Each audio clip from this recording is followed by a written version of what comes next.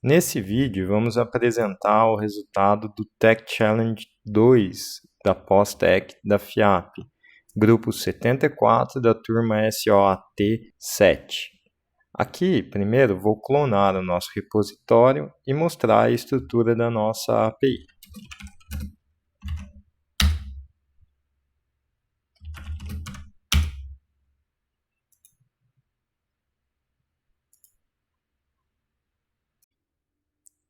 Nosso projeto chama-se Esquina API e intenciona solucionar o problema da lanchonete que irá investir em um sistema de autoatendimento de fast food composto por uma série de dispositivos que permitem aos clientes fazer pedidos sem precisar interagir com um atendente. O nosso código para o Esquina API foi escrito na linguagem Golang, e a gente pode ver aqui o ponto de entrada do código na função main. A linguagem Golang tem um comportamento similar ao C#, em que o ponto de entrada do código funciona setando os ponteiros das funções de configuração do código, configs, database, routes, que, diferentemente do Java, por exemplo, que encapsula tudo num método estático run do Spring Boot. Aqui você seta os ponteiros das funções de configuração. A função config, por exemplo, traz os valores das variáveis de ambiente do sistema operacional, que no nosso caso vai ser rodado num pod Kubernetes. Nessas variáveis aqui, ela traz as configurações de conexão do banco de dados Mongo utilizado para persistir os dados de clientes e pedidos. E além disso, traz também a configuração da camada de aplicação, isto é, a porta em que a aplicação vai ser exposta no pod. A função database cria a conexão com o MongoDB, baseado nas configurações das variáveis de ambiente. E a função routes configura os contextos, entidades, parâmetros e verbos expostos no domínio da nossa API, seguindo padrões típicos de protocolos OpenAPI que condizem com as melhores práticas para APIs de código aberto. No pacote internal, temos o código-fonte responsável pela lógica de negócio da nossa API. Aqui, nós vemos o primeiro ponto requisitado na fase 2 do Tech Challenge, a adaptação do código à Clean Architecture. Nesse sentido, o código-fonte foi separado em dois pacotes: adapters, onde há os métodos responsáveis por traduzir as requisições HTTP de entrada e saída para o domínio de negócio, e domain, onde há os métodos responsáveis pela própria lógica do domínio de negócio.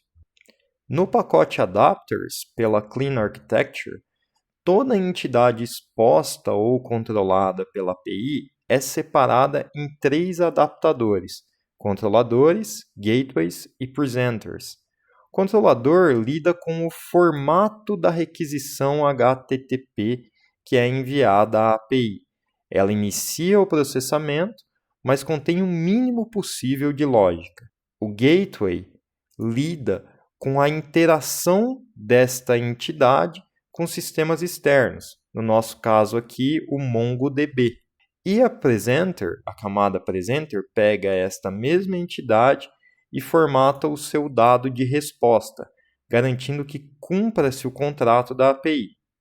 No Esquina API, as entidades controladas são categorias de produtos, clientes, ordens, pagamentos e produtos. Nesse contexto, vemos o segundo ponto requisitado na entrega do Tech Challenge 2. As funções de pagamento deixaram de ser apenas um fake checkout, como eram no Tech Challenge 1, e passaram a ter um retorno de QR Code ao acionar o pagamento através do controlador Generate Payment. E 2.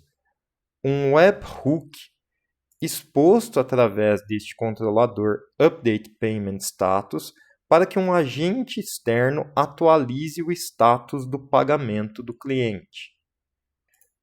No pacote Domain, por sua vez, o desenho do código está separado em entities, que definem o modelo de dados de cada um dos objetos de negócio controlados pela API, e use cases, cujo outro nome comumente usado é services, que contém a lógica interna do acionamento de cada controlador exposto.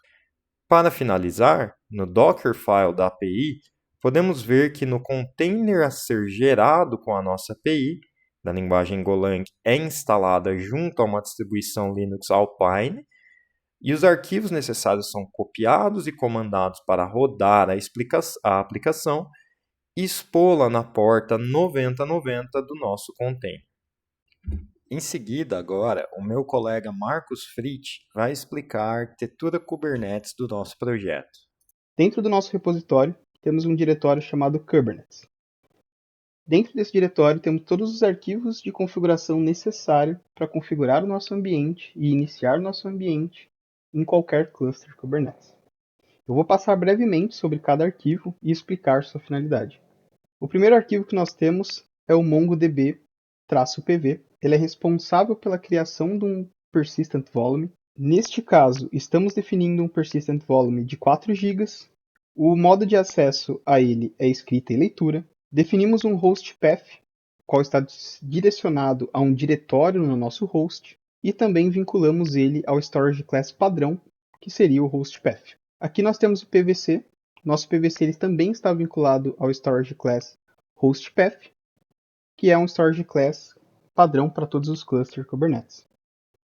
Aqui também estamos definindo um modo de acesso como escrita e leitura e a capacidade de 3 GB. Aqui nós temos nosso arquivo de secrets. Esse arquivo ele é utilizado para a gente poder criar secrets e armazenar dados sensíveis dentro do nosso cluster Kubernetes de forma criptografada. Aqui estamos armazenando o username e o password do MongoDB. Aqui nós temos o arquivo de service dos nossos pods e ele está vinculado ao MongoDB. Aqui nós estamos utilizando o tipo como cluster IP, que é o padrão. Então só é possível acessar esse container do MongoDB se você estiver dentro do cluster Kubernetes. Não é possível se comunicar externamente ou através do host. Aqui nós temos o arquivo de deployment. Estamos utilizando a última imagem disponível do MongoDB no Docker Hub. Estamos utilizando a porta 27017, que é a porta padrão do MongoDB.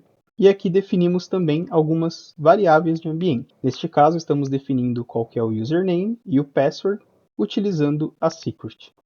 Aqui nós temos algumas probes para garantir que o MongoDB esteja disponível para nossas aplicações se conectar a ele. E aqui nós temos o vínculo com o nosso PVC. Aqui nós temos o arquivo de deployment da nossa aplicação. Estamos utilizando uma imagem que está armazenada no Docker Hub. Imagem essa que representa esse nosso repositório. O porta definida para esse container é a 9090. Aqui definimos também algumas variáveis de ambiente que são utilizadas para a comunicação da nossa aplicação com o nosso banco de dados, que é o MongoDB. Inclusive, 2 dessas variáveis de ambiente é a mesma que definimos na secret que criamos há pouco. Aqui a gente tem uma definição máxima de recursos para cada um dos nossos pods, do nosso container, na verdade. Aqui a gente tem alguns probes também definidos para garantir que a nossa aplicação esteja disponível de fato para utilização e caso haja alguma falha nesses probes, a aplicação seja corretamente reiniciada. Aqui nós temos um arquivo de service. Para nossa aplicação, estamos utilizando o tipo NodePort. Aqui a gente está direcionando a porta 3090 para a porta 9090, que é a porta que definimos no deployment da nossa aplicação para os nossos containers. Aqui nós temos nosso arquivo HPA, que utilizamos para poder escalar de forma automática a nossa aplicação. A gente definiu um mínimo de réplicas como 1 e um máximo de réplicas como 10. Como métricas, para a gente verificar se devemos criar mais réplicas ou devemos excluir réplicas que já estejam criadas, a gente vai utilizar como parâmetro CPU e memória. Caso atinja um máximo de 50% de CPU, já é o suficiente para criar mais réplicas. Caso você tenha uma média de consumo de CPU abaixo de 50, já é o suficiente para você remover as réplicas que foram criadas até a quantidade mínima que foi definida. Quanto à memória, estamos definindo como 90%. Caso atinja 90%, será criado mais containers, e caso a média dos containers que foram criados estejam abaixo de 90%, irá deletando os pods até atingir um mínimo de réplicas. Esses recursos de métricas, eles são coletados através de um serviço de métricas do nosso cluster Kubernetes. Para a gente identificar se o serviço está disponível, a gente pode executar o comando kubectl get API services. É necessário que esse serviço versão 1 beta 1 metrics.k8s.io ele esteja iniciado, ele esteja como true, ele esteja disponível. Caso no seu ambiente não tenha esse serviço, ou caso em seu ambiente ele esteja como falso, deixamos aqui um diretório chamado Kubernetes Metrics, que há um deployment com toda a configuração necessária para poder disponibilizar esse serviço de métricas para a utilização do nosso HPA. Ele é extremamente necessário para que o nosso HPA funcione corretamente. Para isso, eu vou executar o comando kubectl apply -f e irei passar como parâmetro o diretório onde estão todos os nossos arquivos que queremos que seja aplicado nesse cluster. Ele percorreu todos os nossos arquivos e aplicou um a um. Aqui temos o deployment do MongoDB, temos o persistent volume do MongoDB, temos o PVC do MongoDB, temos a secret, temos o service e temos o deployment da nossa aplicação, HPA e service da nossa aplicação.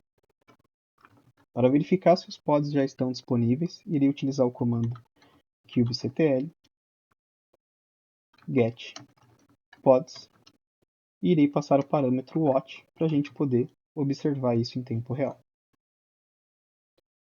Tanto o pod do MongoDB quanto da nossa aplicação já estão disponíveis e prontos para utilização.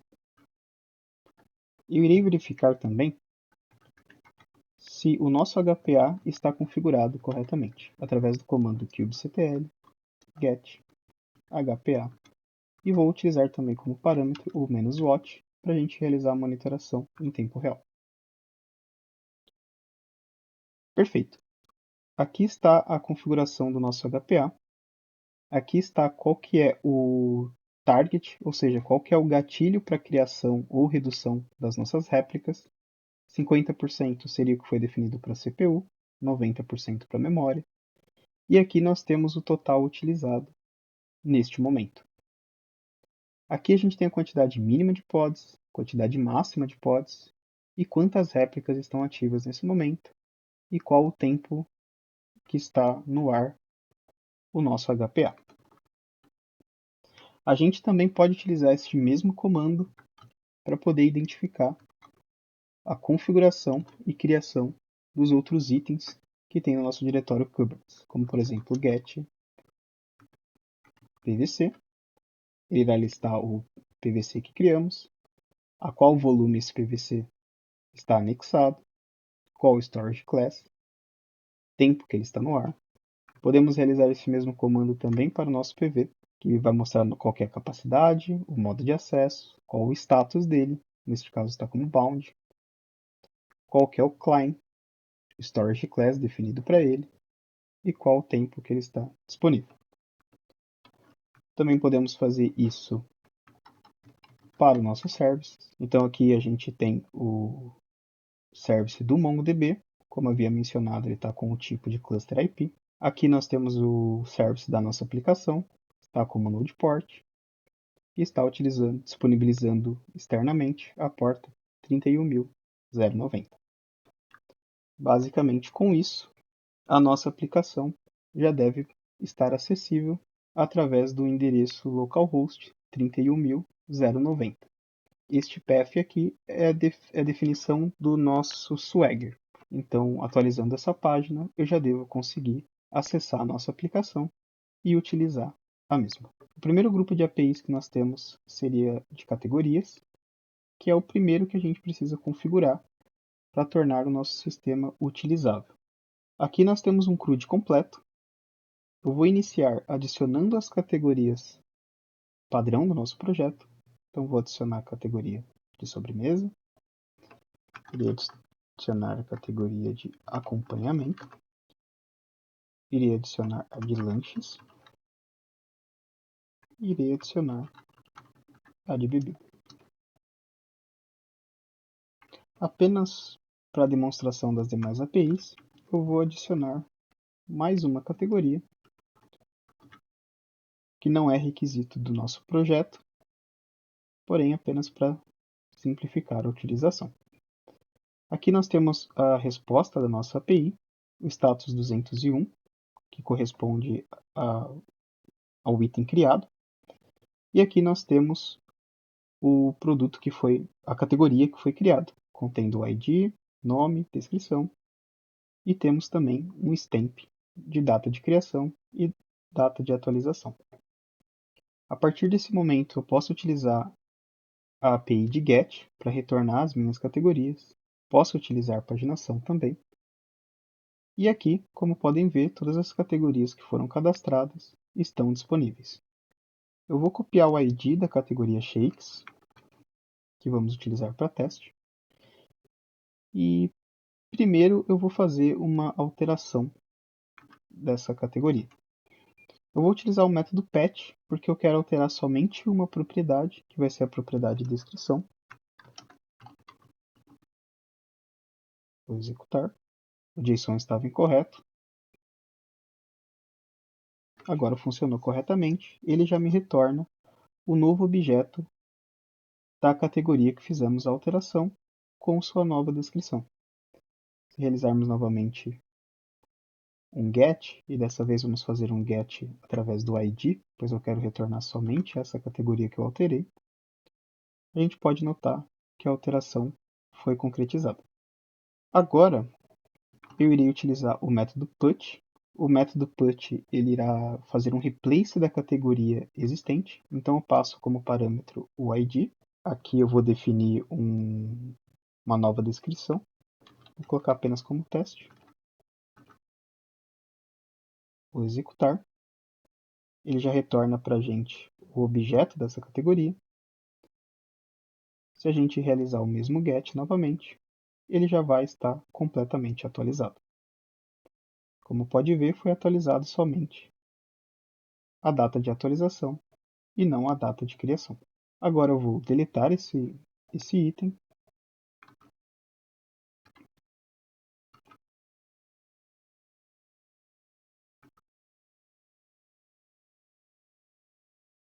E ele foi deletado com sucesso. Se novamente eu fizer um get para obter as minhas categorias, eu vou notar que eu só tenho 4 categorias e a categoria de teste ela foi excluída. Agora vamos para os produtos. Eu tenho também um CRUD completo para o nosso produto. Eu posso listar os produtos, adicionar um novo produto, obter um produto por ID, obter um produto, fazer a atualização de um produto através do ID, deletar um produto, ou fazer o replace, que seria a substituição de um produto. Primeiro eu vou adicionar alguns produtos. Primeiro eu vou adicionar um produto, 2 produtos de sobremesa. Vou passar qualquer categoria que esse produto faz parte, descrição, parte de maçã. Aqui eu poderia apontar para uma imagem armazenada em um bucket, por exemplo, mas como é apenas para teste, eu vou deixar esse campo em branco. Vou executar. Ele adicionou meu produto com sucesso. Dentro da mesma categoria, eu vou adicionar uma nova sobremesa. Perfeito, foi adicionado. Agora, em outra categoria, vou adicionar também mais produtos.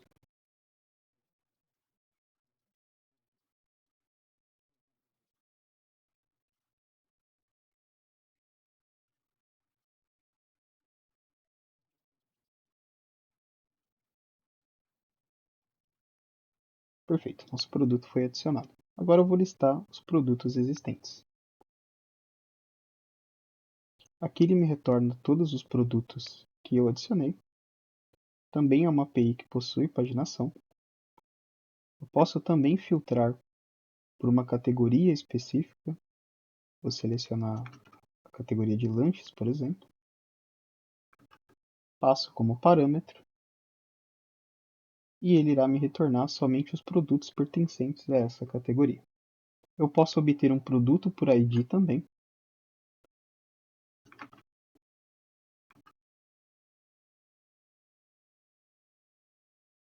Perfeito, retornou o hambúrguer correspondente, o lanche correspondente a esse ID. Eu posso fazer a atualização de um produto existente. Então eu vou passar como parâmetro o ID do produto que eu quero alterar. É o hambúrguer de siri. Na verdade eu vou alterar o hambúrguer com queijo.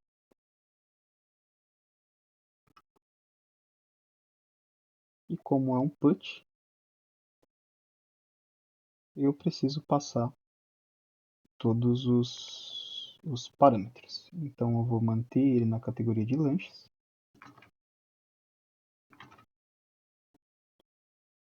Eu vou mudar a descrição para cheeseburger.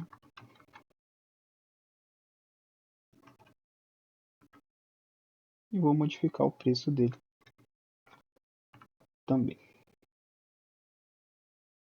Ele realizou a alteração com sucesso. Se eu realizar novamente um get para verificar, a gente já vai ter ele atualizado. Eu vou continuar com esse mesmo produto, porém eu vou fazer uma alteração apenas do preço dele. E para isso eu vou utilizar o método patch, vou remover as outras propriedades. E agora o preço dele vai ser R$ 21,89. Ele fez a modificação. Novamente, se a gente fizer um get neste produto, através do seu ID, a gente vai verificar que foi atualizado apenas o preço deste produto, R$ 21,89. Aqui nós temos também o método de delete, apenas para o vídeo ficar um pouco mais dinâmico, não vou testar esse método no momento, mas porém ele é necessário que passe somente o ID do produto para a deleção do mesmo. Aqui eu preciso fazer a adição de um cliente, que seria quem vai estar fazendo a compra. Não são todos os campos que são obrigatórios, mas nesse caso eu vou informar todos os campos. Foi adicionado mais um cliente, vou adicionar outro cliente.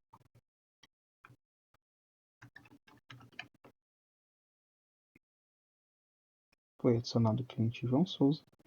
Eu consigo verificar também um cliente através do seu CPF.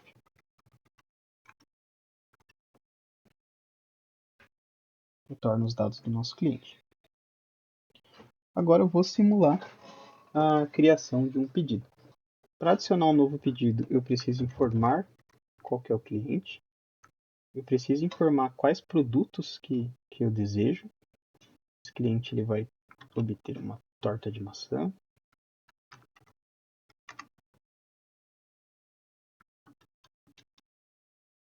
Vamos adicionar também batata frita.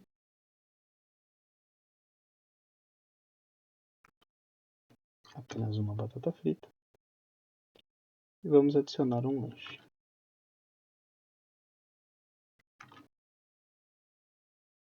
E vamos adicionar também uma bebida.